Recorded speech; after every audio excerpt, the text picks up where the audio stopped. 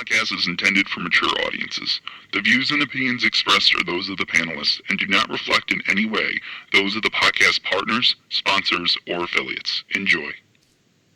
Hi, this is Michael Buffer, and you're listening to the Voice of the People. Let's get ready for Boxing Voice. Suavemente. Sky's the limit, baby. BoxingVoice.com. We don't fight for rings and stuff like that. I don't fear anyone. Este deporte no se viene a jugar y no le tengo miedo a nadie. You don't come to play in this sport. I fear no one in this sport. Does that mean that you will fight Triple G later this year? Como lo dije en la pelea pasada, ahorita mismo me vuelvo a poner los guantes. As I said in the last fight, right now I'll put on the gloves again. ¡Viva México! Canelo wants to unify all the titles. When did you realize, Andy, that you could take his power? Because of the Mexican warrior that I am, I got that Mexican blood in me, so talking about the Mexican style, I just proved it. BoxingVoice.com. Ain't no other sight in the game to see the Boxing Voice. What up, what up, what up? Welcome back, ladies and gentlemen. You asked for a Friday show, and we're here with a Friday show. TBV. Friday show. TBVX. Anything boxing related on Fridays. It's Patreon only show, but we're here live on YouTube. What that means is, if you're a Patreon on that $15 level, you got to ask a question and we will answer it as long as it is boxing related. So we have a jam-packed list of questions already. And we got in New Jersey, Enrique Church, a.k.a. The Casual Fan, in Corpus Christi, Texas, Mario Monguilla. What up, gentlemen? What up? What up? What up? Yo, so today in New Jersey, the weather actually kind of broke where I was like made a decision to put on pants. You know what I'm saying? And none of my pants fit me, bro. Oh, you fat? Or you saying you got skinny? I think I got too muscular, man. Oh. Been working out. I hate when that happens. I've been doing a lot of legs and shit, you know? Or, so. That's a conversation for Mario. well, I actually started a new thing. I read this article from, I don't remember his name, but he was on the Joe Rogan podcast. Essentially, he's like the godfather of kettlebell workouts or something like that. Right. And what I've learned, they did this big study, and what they found is for explosiveness and the kind of athleticism that professional athletes use, it's better to do 20 seconds of high intensity for longer periods of time than it is to do a grueling like 5-minute, 10-minute circuit like for 20 minutes. Like let's say you do like a 5-minute circuit, right? Right. And let's say you do 4 rounds. So that's 20 minutes. You're going to be exhausted. Right. What's better for you is to do, let's say, 30 minutes or even an hour of 10 seconds to 20 seconds of explosiveness with fully healing your body. So let's say you go 20 seconds just throwing as hard as you can at a bag. 20 seconds. Bah, bah, bah, bah, bah. 20 seconds, right? Right. You stop and you wait For until what? you're fully ready to go again, and you could go as hard as you can. You want to do the same thing, if not more intense, every time out. But all right, that was another don't episode of be the Workout Voice. super tired. Well, I'm just helping if wait, out because there you for lost me. doing, You lost me because like, you know what I'm saying? Border Wars. Mario, because right now, like, I'm fully invested in my pants that I bought. Like, these pants, my favorite jeans, They're did expensive not or what? fit me. Yeah, they're expensive. Damn, I hate when that shit happens. So I'm like, damn, do I hit the treadmill and stop working out like I was doing this whole COVID shit? Oh, yeah. Listen, circuit training, cardio training, that's good for losing weight and the inches. But what I'm trying to do with, like, so what I'm talking about is, that's... I got to go to HIIT, so stuff. I got to switch to HIIT. You got to HIIT, yeah, go HIIT. Go HIIT. But then, you got my attention with the whole, like, yo, you're better off. That's more like athletic. Boxing That's more like boxing. related. Like, I'm trying to... My bad. Fridays. It is. Border Wars. We boxing. Yo, you guys are crazy, man. Yo, I'm getting ready for a fight. That's boxing. Berserkos over here. Doggy. We going. Let's get out to that first question, man. What's that first question looking like? Let me see. What's that question like? It is From Lewis. From Lewis. Wait. Shout out to Lewis in Boston. Where did you put them? The link is in the pre-pro, bro. Oh, I thought you put it on the video. So you asked this earlier? Yeah, man. You guys just don't pay attention. There you go. Sorry, brother. I didn't know you did that. Liar! Uppercut.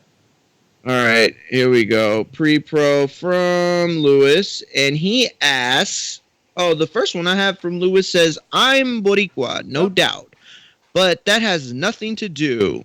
Are you guys okay with what happened in the Herring versus Okiendo fight? All the call they made and how it finished. With the Herring versus Okiendo. Yeah, that's a very controversial topic. Ness, what do you think? What did happen there? You know I didn't watch that. I fell asleep. Well, but okay, so here's the thing. But you know what happened though? No, what happened? That's what I'm asking. A headbutt, right? A cut, and then Herring decided to go to the cards. Yes. Herring said he was having vision issues, which was caused by an intentional foul, and he was retained with a disqualification. Yeah. Correct? You know just like Mikey versus Salido. Yeah. Mikey versus Salido, yeah. Exactly like Mikey versus Orlando Salido. Exactly like that. God, why don't I remember what happened in that fight? Salido was bringing the heat to him in the later rounds after being put down maybe 3 or 4 times. And then Mikey suffered a broken nose from a headbutt. They went to the cards. And people called them all types of names. Same thing. That's why Herring came out on his social media and was like, bro, I don't got to go through this. You know, his wife, because they're receiving hatred like he's faking that his vision wasn't right. Yeah, listen, here's the thing for me, okay? They ruled it an intentional headbutt, which made a disqualification. Had they not ruled it a headbutt and there would have been an accidental clash, they would have gone to the scorecards, which Herring would have won anyway, right? So for me, I feel like the controversy came down to people questioning Herring's heart. I think it became a question of people wanting him to rise. Same thing they did with Mikey. Okay, so the thing for me is this. I give Herring the benefit of the doubt for many reasons. You know who else got hatred for accidental illegal foul? Andre Durrell. They say he faked it. When Arthur Abraham hit him when Durrell went down. Remember? They said he faked it. You know?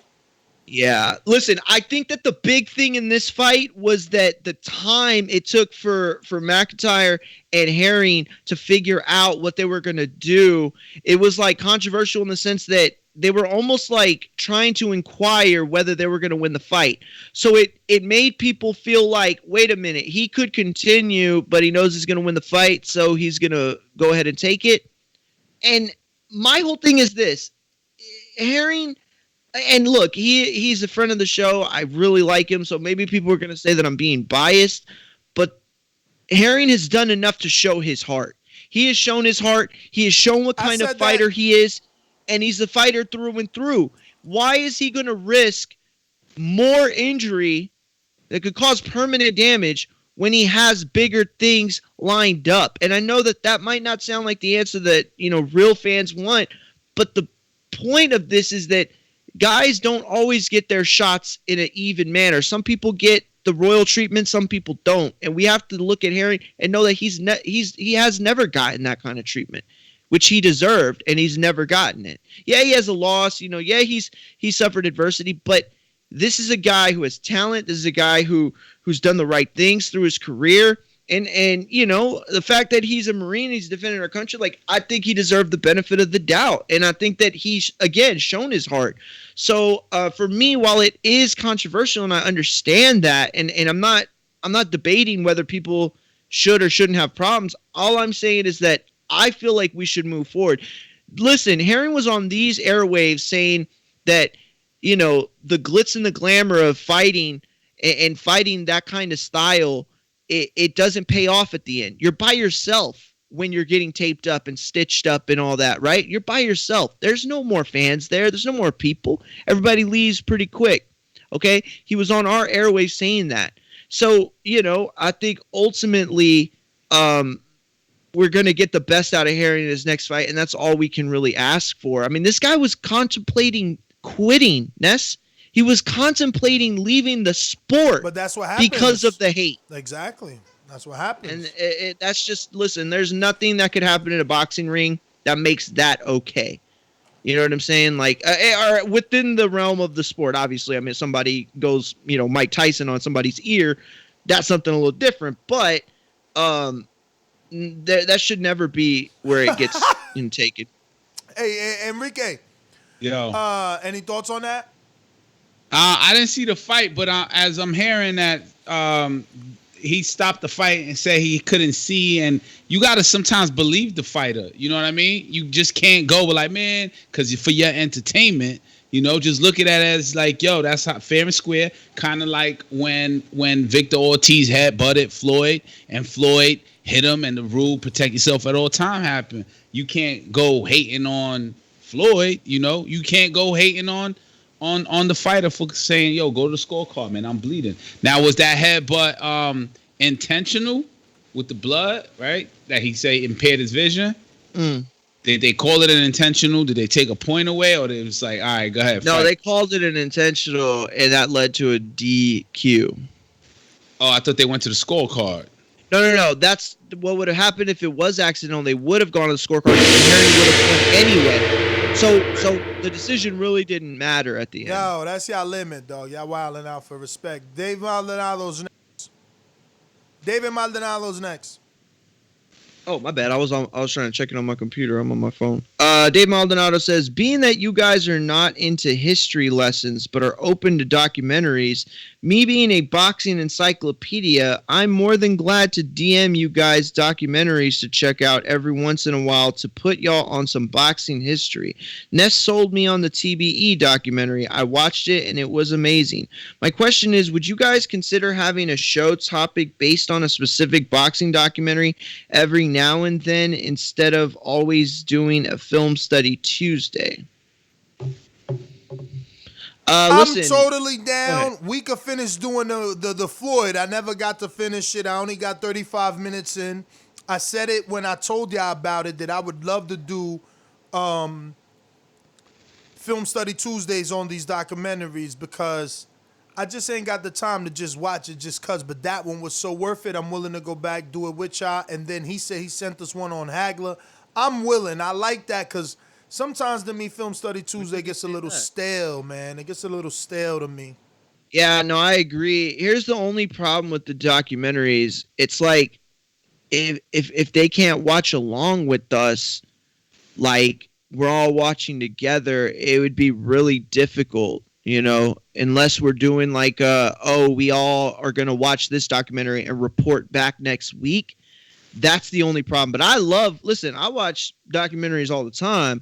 Boxing documentaries I love, so I have no issue with that at all.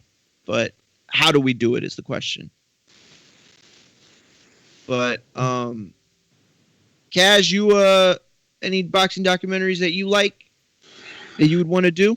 Nah, not offhand. I do remember the TBE going across my timeline, and I didn't see it because I was like, oh, it's on YouTube. I'll watch it in the future. But nah, I haven't. You ever watched the HBO one, Assault in the Ring? Yeah, that's kind of old, right? It is old, but I love it. That's one of my. Immediately I thought of that one. I would want to do that one. But you've seen that one, right? I've seen it. That's the one with, I don't remember the fighter's name, but he intentionally rapped and killed someone. Yes. Well, he didn't. he didn't die in the ring. He died years later. Oh man, what was his name? Shoot. Chat. Somebody help me with the fighter that it was Billy Collins. That's who it was. Billy Collins. It was him and Louis Resto that fought. Louis Resto's hands were, he had something in the glove, or I'm sorry, his hand wraps or something. I don't remember exactly what it is. It's been forever since I've seen it. But Panama Lewis, was the trainer, and yeah, man, it's a really good documentary. It's sad, but it would definitely be what I'd want to watch with everybody. So Rue in the 504 is next. Yeah, Rue in the 504 says, is November replacing September as the best month for boxing? I don't know what he means by that. I pulled up the November schedule. I don't see anything big other than the Earl fight. You got okay, I get it. Earl fight, Povetkin fight. Mm-hmm. Maybe the Bud fight. Maybe, yeah. Plus, you got Premier Boxing Champion dates scheduled for November 4th, Los Angeles. Then you got Masahito Ito, the one that Harry won the title from. He's scheduled in Tokyo on the 5th.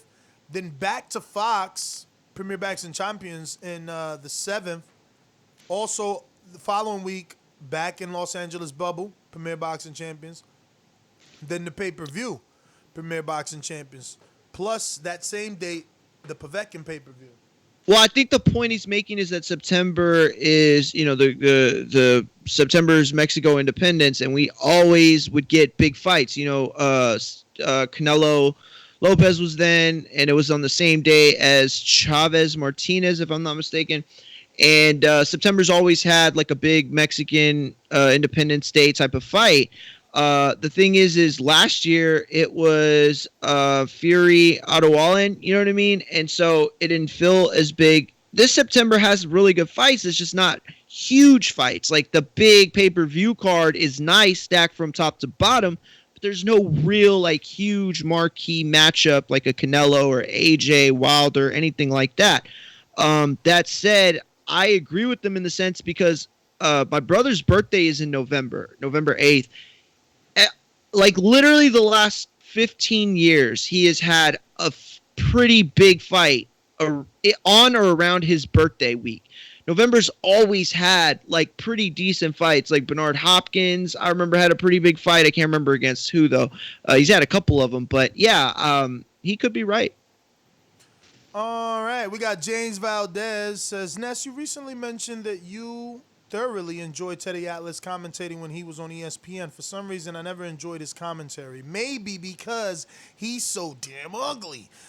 2, look at his humor. Never resonated with me. Anyways, can you share further why he appealed to... I mean, it's really his theatrics. I loved them. I loved his theatrics and his metaphors. Like I said, water in the basement, all types of stuff he used to try to come up with. He made himself stick out. I enjoyed him, but I enjoyed him more during the live fight when something would happen. He would be 1,000% honest. I remember Rances Bartholomew maybe robbed somebody. I think he robbed like a Eastern European dude, and he went ape shit on that. You know what I mean? I think Atlas is good for TV, man. I love Atlas. He's the one. We are 5 minutes. We go to the smoke. He did Timothy Bradley, and like you said, he's honest, man. He's a veteran, man, and he got the type Mike Tyson. He stepped to Mike Tyson at his prime. So I always enjoyed Teddy Atlas. He's I guess I'll be the different one on here.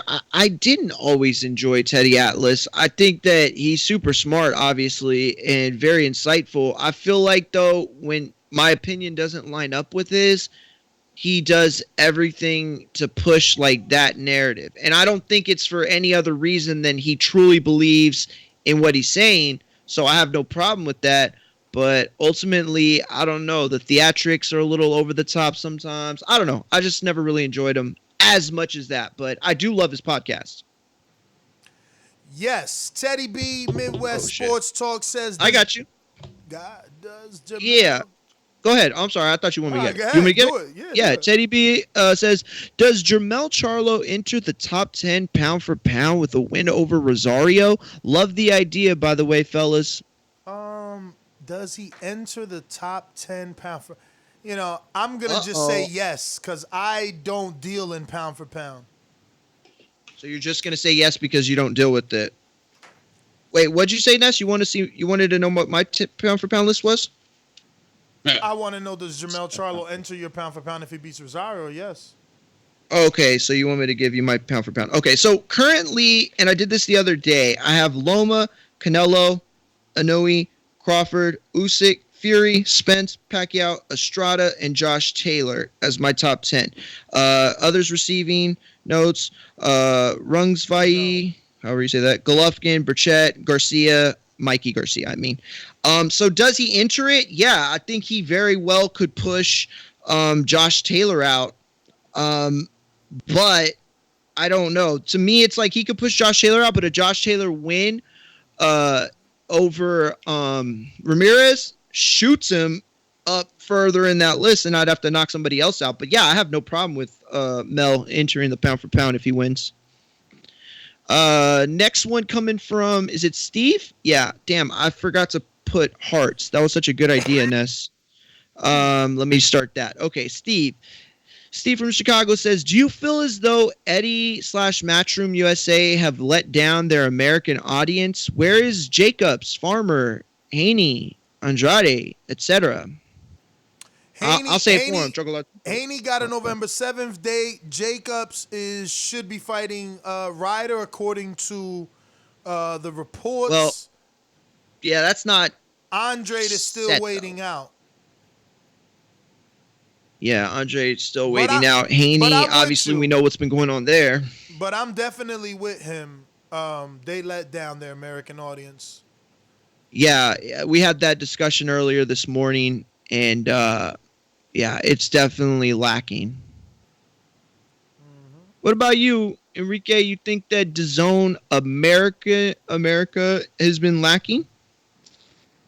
I mean, the reason is COVID, right? So boxing has been lacking everything. I'm disconnected from boxing right now. I remember you said that. Except from the tweets from names that I enjoy.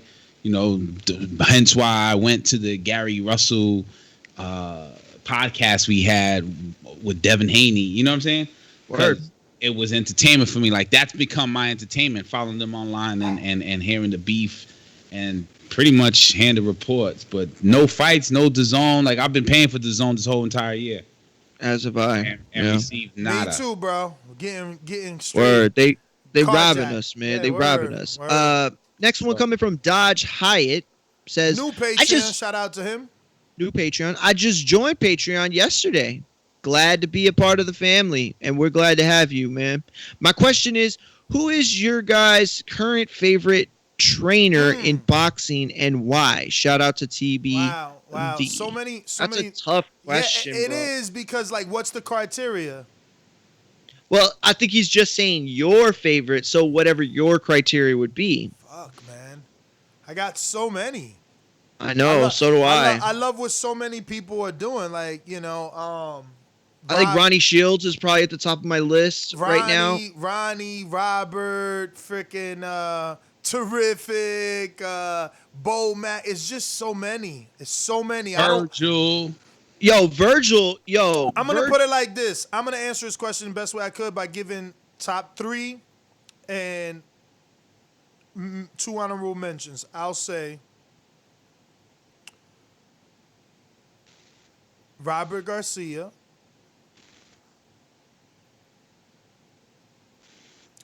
I'll say I'm gonna not put Derek James in there, even though he has 2 champions, simply because he doesn't have as many fighters as the people that I'm putting in there. So Bomac, and then I'm putting Terrific in there, man. He got a lot of up and comers. They gonna get their shot eventually, and we gonna see greatness coming from that gym. But honorable mentions, then You can go with a Derrick James, who obviously got 2 champions, so that qualifies him to be at the top of that list. But Freddie Roach, and that's it. Just 2 honorable mentions.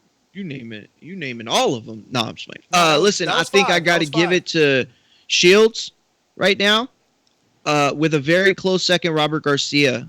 And honestly, they could be interchangeable in my opinion, but the honorable mention I'm going to give is Sugar Hill. I know that some people might make a suggestion in terms of longevity, in terms of like big name fighters, but that's never been something that I've really ever focused on. I would rather see somebody give their all and do something great with one fighter than to have a mixed bag effort with a bunch of fighters.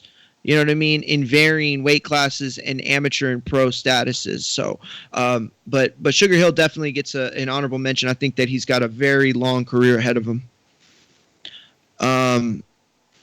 Enrique, who's at the top of your list right now? Yo, Robert Garcia stays on my radar. Okay. You know, he's back to back. Every time you watch boxing, he's there in the corner. He's honest to his fighters. He loves his fighters. He got a family, well tight knitted gym. Freddie Roach, I'm not gonna put Freddie Roach in there.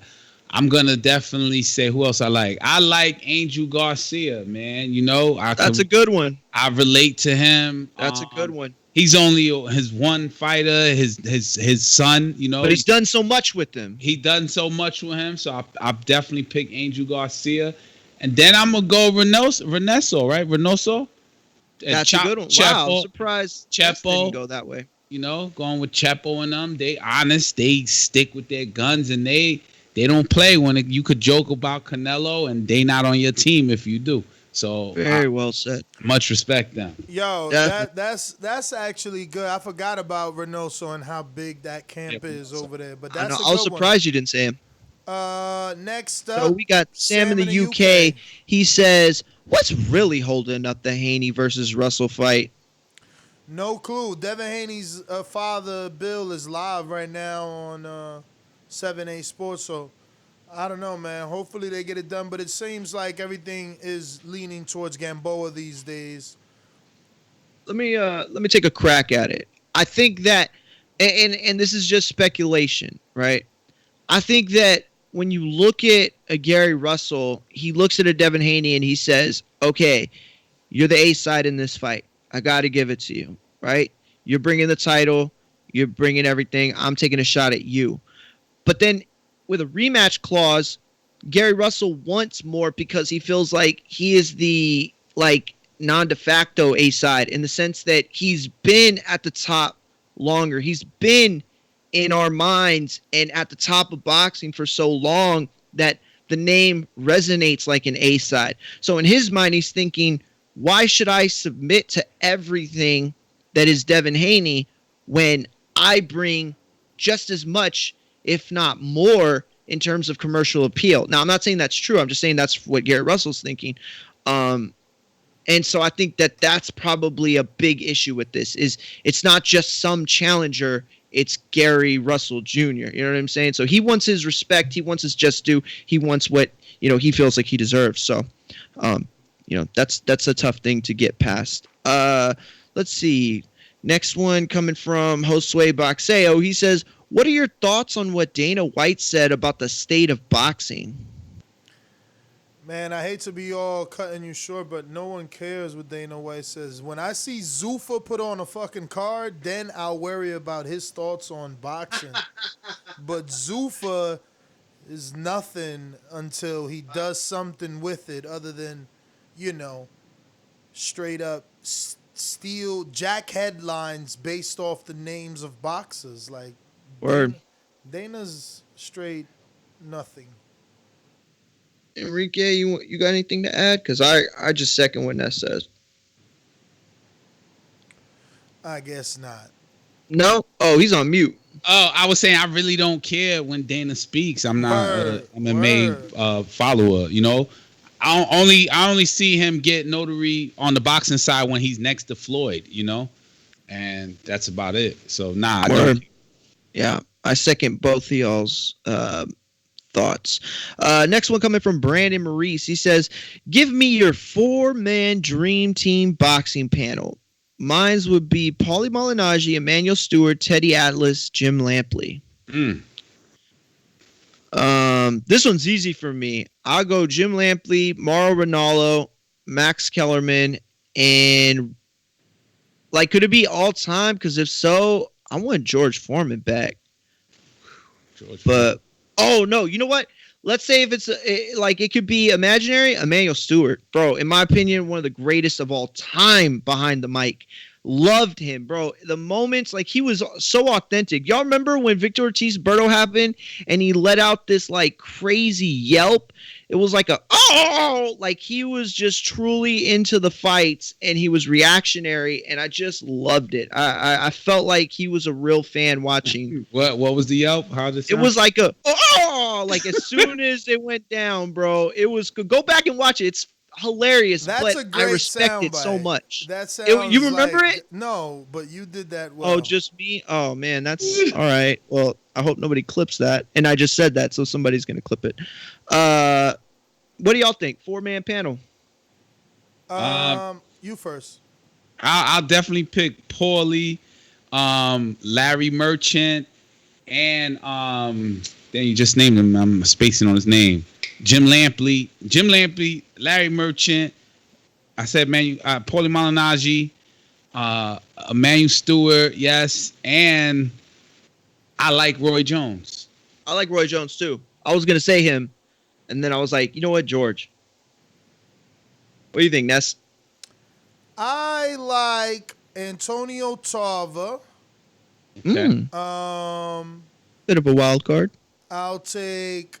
I want Larry back. Bring me Larry back.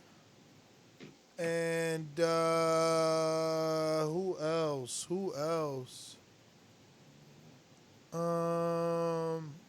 So I need the fighter. Got Larry, and I got Tonio. I mean, I don't mind Jim, man. It's that I'm old. I grew up on HBO, so like, I'm all right with Jim Lampley coming back and Larry and spice it up with some Antonio Tarver. That's good. You need a 4-man? Damn, my guy. You said 4, but right. I think you good right there. Four. I don't mind Ward. I think Ward has been doing better. Oh, that's and a better. good one. I forgot about I Ward. think Damn, Ward's a good one. I like Ward. You know what? I'll take out. Oh man, either Jim or Max. I'll take out and I'll replace him with Ward. Oh, I forgot about Max Kellerman. He's good too. I like Max. I really do. The problem with Max, it sounds like, he breaks down fights really well on ESPN. But the thing, when he was on HBO, and I didn't pick this up until him and Jim Lampley, I guess they were forced to do it, but they will only big up Told the company fighter. line. Yeah. Told the company line. No, So, you're right. I did not like them for that, but I like them, just their voice alone, it just made me feel like, it's Saturday night. It's the fight, So, yeah. Word. George Foster in the UK got our next question. He says, what are your early predictions for the Charlo doubleheader? Ooh, he's trying to know what I'm picking for the Pick'em League. He's trying to get that insight. Early predictions, bang. Nah, that's cheap. Bruh, I don't know, man. I'm so afraid to bet against Rosario after doing what he did to Williams, but Charlo is battle tested. He's battle tested. He's been in the fire. He's raised in it. You know what I mean? Like, I don't want to pick against the brethren, but Charlo's pedigree is Charlo's pedigree. So that's my early lean is Charlo, man. Both of them. Okay. Enrique, you want to go before me? Yeah, I'm only picking Charlos. You know what I'm saying? Damn. Only Charlos. Lions in the camp. Lions only. Yeah. Only picking Charlos, man. That's what kind of boxing fan I am. I always pick the A side unless the A side face another A side, and they fighting to see who's the A side. Then I'm like, hard to pick. You know what I mean? Okay. You know, I'll say this. Oh, go ahead. Well, real quick, I've hung around the Charlos, not like, oh, we're friends or nothing like that, but like I've been around them. I think I got a good beat on them. You know, they're cool dudes and they're very funny. They're so entertaining. Like they could have their own show, I think, one day, even now. But I feel like Enrique would get along with them really well. Like I feel like Enrique could actually kick it with them. I won't elaborate because I don't feel like I should, but yeah, I think they would get along. But anyway, right now I'm leaning towards the Charlos.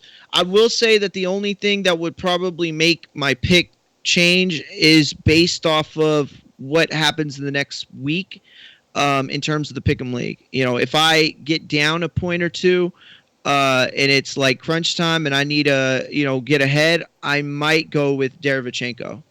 And honestly, I might go with Rosario too, depending on how far back I am. I'm willing to pick both those guys in a strategy move, but just plain and simple, who you pick in Charlos right now. So that's everybody right there. So the next one's coming from Ryan O'Rourke. What? What'd you say? Really? The next one's coming from Ryan O'Rourke, yeah. I just did George Foster. Wow. Oh, mine's next is Big Casual. Let me refresh. Big Casual's after Ryan O'Rourke on mine. That's funny.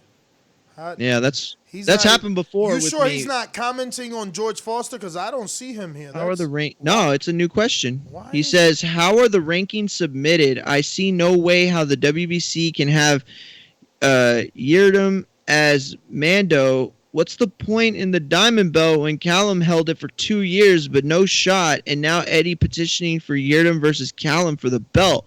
Why can title shots not just be for the elite?" Bro, I think you answered your question in the question. I mean, these guys don't stick to anything. That's so strange. It is definitely not there for me, like at all. Really? That's weird. Yeah, no. Are you on the app or are you on the website? I'm on the website.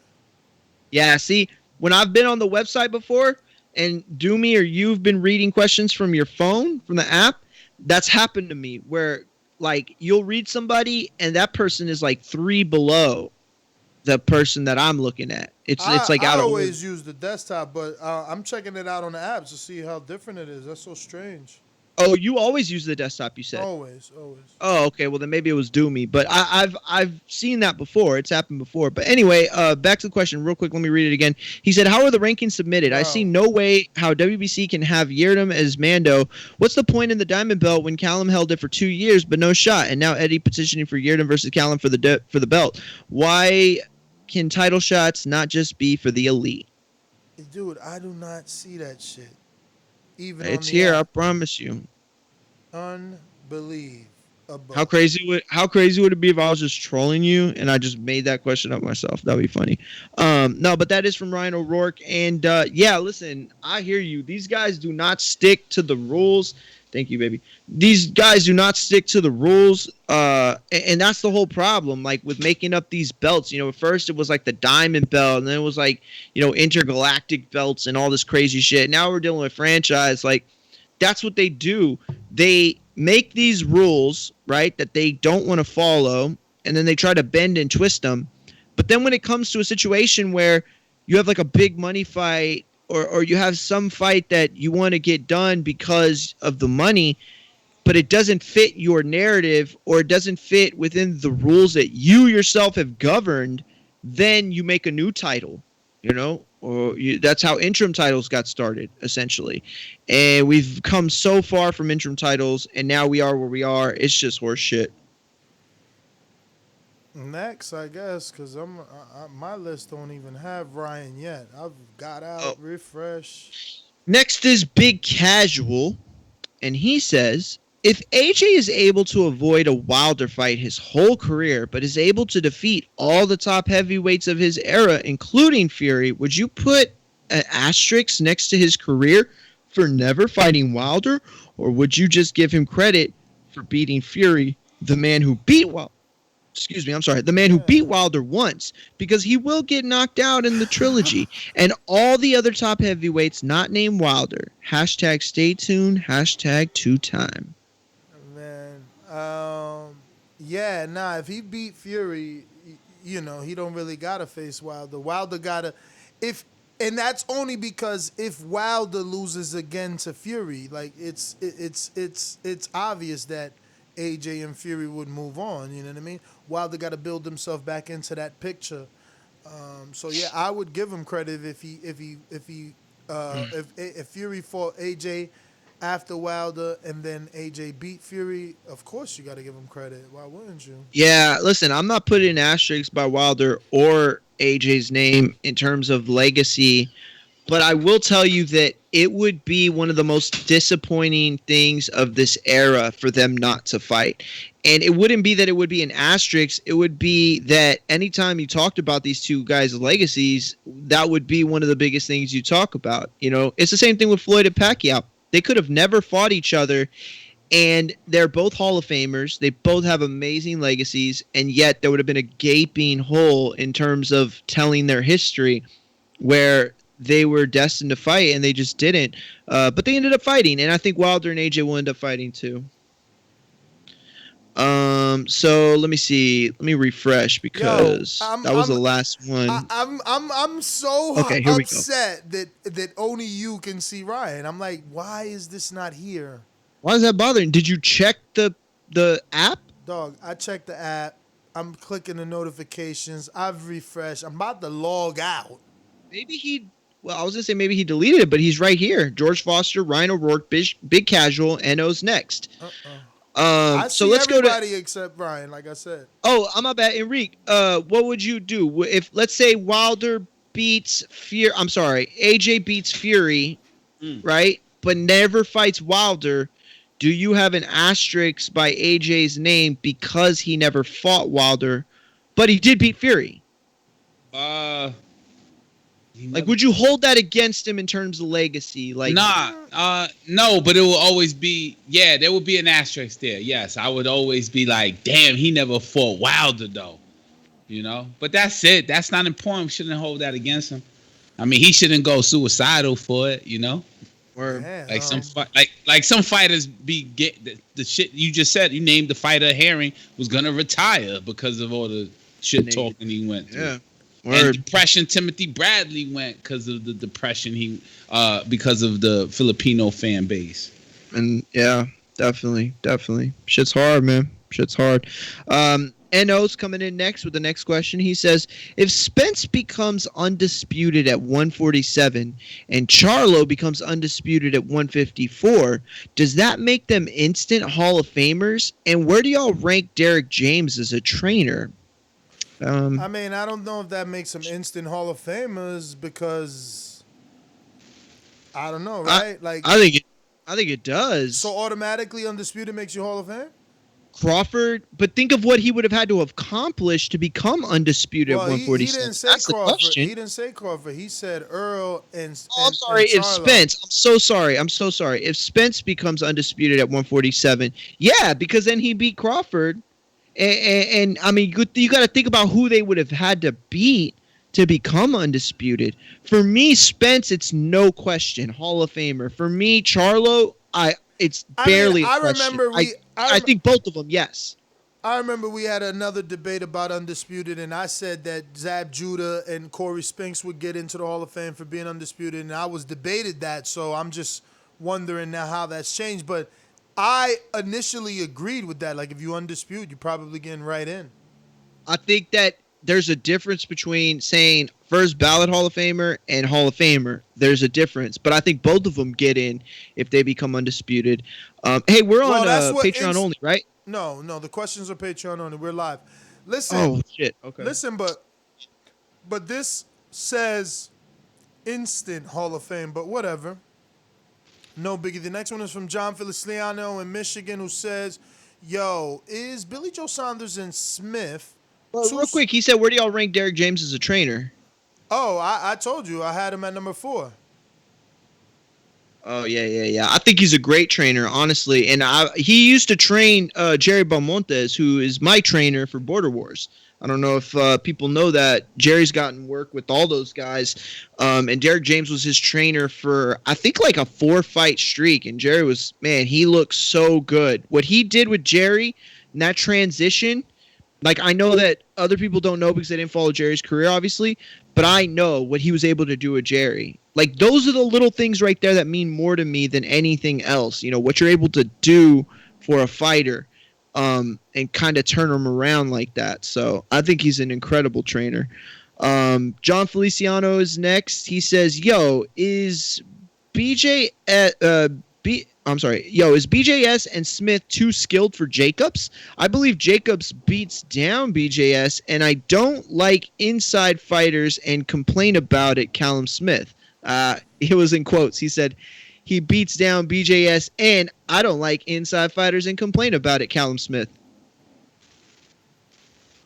I mean... Are they too skilled for Jacobs is the question. I would like to see those fights, man. I don't know that anyone is too skilled for Jacobs. He had a very tight fight with Golovkin, and some people believe his fight was tight with Canelo. I thought he beat Canelo clearly, but, I mean, I think some people believe he had a tight fight with Canelo, so... You thought he beat Canelo clearly or Canelo beat him clearly? Yeah, well, you said the second time. Okay. Yeah, listen, they're not too skilled for Jacobs. Like, people need to, chill on that. And obviously, John Feliciano's not saying this, but, Jacobs should be respected. He lost to Golovkin in a close fight that a lot of people thought he won, by the way. And it was like they wrote him off after that. Like, he's not elite. If you don't remember what that Peter Quillen fight meant at that time and what he was able to do, then you were severely misunderstanding that man's career. That was the fight for PBC in that division. It was huge. They were in a collision course. People thought that they were the next big things, and he was able to just starch him out. That was a huge win. And no, neither of them are too skilled. Now, like, that's to say who would win in that fight. That's a different question. But Jacobs is not destroyed by either of those guys. Those are close fights. Well, shout out Sam in the UK, sending us some super chat love. We do appreciate it. First and only super chat of the night. And that was the last question of the night. This is a 15. Nah. Yeah, those other ones are not eligible.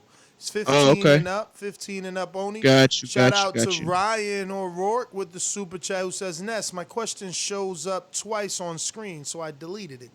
All right, it showed up twice. All right, you had me going crazy. I'm like, what is going on here? I still see it here. Insane. I'm telling you, it's got to be with your cookies and mine. Mine's are nice and refreshed. Yeah. I do that too, though. Like, shit like that bothers me when y'all are like reading questions or comments or something, and I'm like, why can't I see? I remember I didn't know that super chats went hidden on early on. And so then you'd be like, where are the super chats? And I'm like, oh, there's none. And then people in the chat would be yelling at us like, bro, we got. And I'm like, where the fuck are they? I don't see them. That shit would drive me crazy. Yeah. Well, this has been a new installment. Hope you guys enjoyed it. Seems like we got plenty of questions. Maybe next time we'll get more. Especially if you promote it, right? Yeah. Catch us on the next one. Peace. Yes, sir. At More Mugi on Twitter, at More Mugi on Instagram. Peace. TBV _casual fan on Twitter and on YouTube. Peace.